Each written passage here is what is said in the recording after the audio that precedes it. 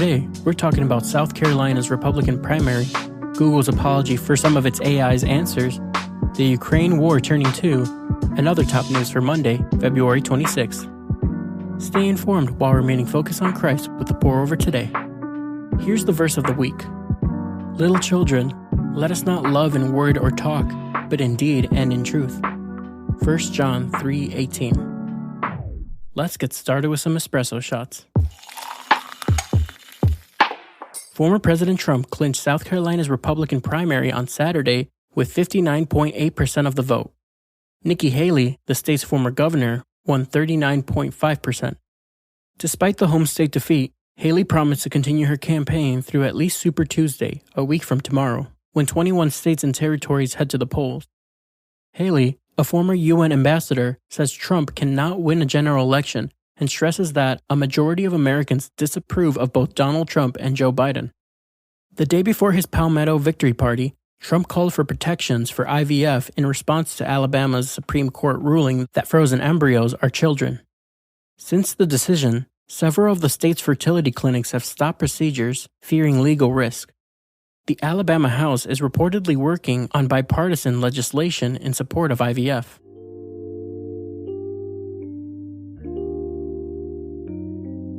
We shouldn't allow political outcomes to consume our thoughts, direct our emotions, or dull our hope.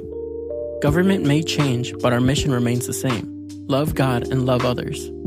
Mark 12:29-31 says, "The most important commandment," answered Jesus, "is this. Hear, O Israel, the Lord our God, the Lord is one. Love the Lord your God with all your heart and with all your soul and with all your mind and with all your strength. The second is this, love your neighbor as yourself. There is no commandment greater than these."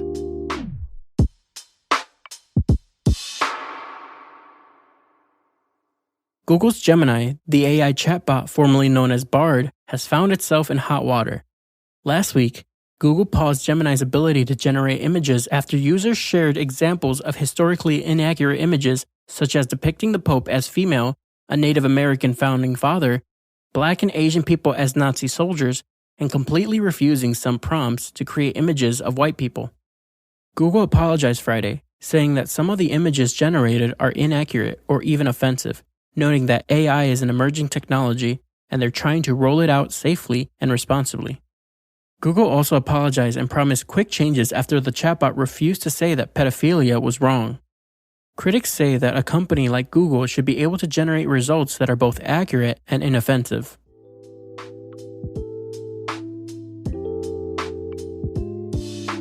Here's the truth to consider when you're disappointed with Google's limitations. God knows everything. Before a word is on my tongue, you, Lord, know it completely. You hem me in behind and before, and you lay your hand upon me. Such knowledge is too wonderful for me, too lofty for me to attain. Psalm 139, 4-6.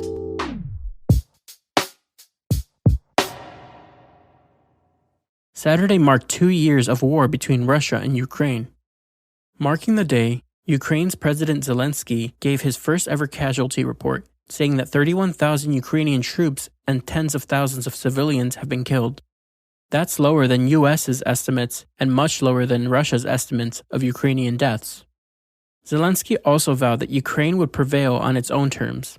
In Russia, the body of opposition leader Alexei Navalny was returned to his mother after she signed the death certificate saying he died of natural causes. Russian officials continue to suppress public displays of sympathy over his death, and plans for his funeral remain unclear. Responding to Navalny's death, President Biden announced 500 new sanctions targeting Russian individuals, financial networks, defense, and energy, saying Putin must pay the price for his death and destruction or he'll keep going.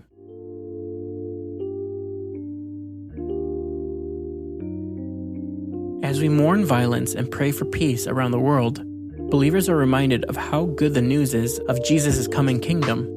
His Spirit offers supernatural peace in our hearts today, and His return promises peace in a renewed earth forever. Isaiah 65:17 and 25 says, "See, I will create new heavens and a new earth. The wolf and the lamb will feed together, and the lion will eat straw like the ox, and dust will be the serpent's food. They will neither harm nor destroy on all my holy mountain, says the Lord. Hey, it's Kathleen with the Pour-Over. Today's episode is brought to you by CSB's Holman Handbook series. They're the perfect solution to having to stop your devotional every 2 minutes for a Google search, wondering where exactly on a map those places you just read about are, which inevitably leads to checking your texts and then your emails and getting way off track. Okay, maybe that's just me, but if that's you too, you'll enjoy the Holman Handbook series from CSB. Available for both the Old and New Testaments, this high-quality study resource includes over 75 word studies, full-color maps, charts, illustrations, and more. And right now, you can buy one and get one free with promo code HandbookBOGO at Lifeway.com. That's HandbookBOGO at Lifeway.com.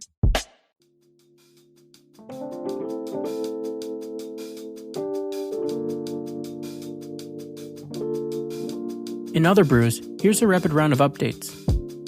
The US and UK conducted a fourth round of airstrikes against the Iran-backed Houthis in Yemen on Saturday. The latest wave, carried out with support from 6 additional countries, including Australia and Canada, was spread across 8 locations and meant to disrupt Houthis' threats on global trade. The Houthis promised more attacks after this American and British escalation. For the first time since 1972, a US-built spacecraft is on the moon. The touchdown of Intuitive Machines' Odysseus was the first lunar landing ever by a private company, and it was spicy. The spacecraft tipped over, hindering some communications. Odysseus' mission was largely sponsored by NASA, which paid $118 million for it to carry experiments to the moon's south pole. The FBI, FCC, and Homeland Security Cybersecurity and Infrastructure Security Agency are all looking into Thursday's AT&T outage, which left tens of thousands of customers without service. AT&T says the initial review found the disruption was caused by a bad software update, not a cyber attack, and promised to credit affected customers $5. A 26-year-old Venezuelan man was arrested Friday in the killing of Laken Riley, a 22-year-old nursing student whose body was found near the University of Georgia's campus. Some GOP lawmakers are blaming President Biden's handling of the southern border because the suspect crossed the border illegally in September 2022 and was released with temporary permission to stay. Wayne LaPierre, former CEO of the NRA, was found liable for mismanaging the nonprofit's funds on things like luxury travel and vendors willing to offer kickbacks. He and other management were ordered to repay $6.35 million for abusing the system, a win for New York AG Letitia James, whose office brought the lawsuit against the gun rights group. And that's all we have for today. Thanks so much for listening. If you're listening on the Apple Podcasts app, give us a 5-star rating and drop a review. If you're listening on Spotify, give us a follow and hit the notification bell to never miss a new episode. We appreciate your support and hope you have a great day. We'll see you on Wednesday.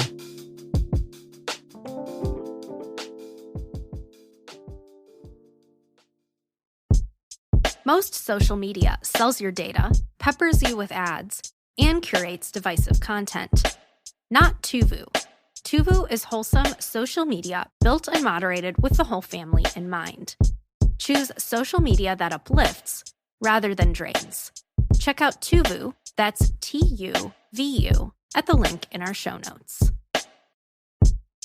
Hey, Jason here. Are you tired of culture wars too? If so, check out the Truth Over Tribe podcast. It's too liberal for conservatives and too conservative for liberals. Patrick, a personal friend of mine, and Keith discuss culture, news, and politics, all while seeking to follow the lamb, not the donkey or the elephant.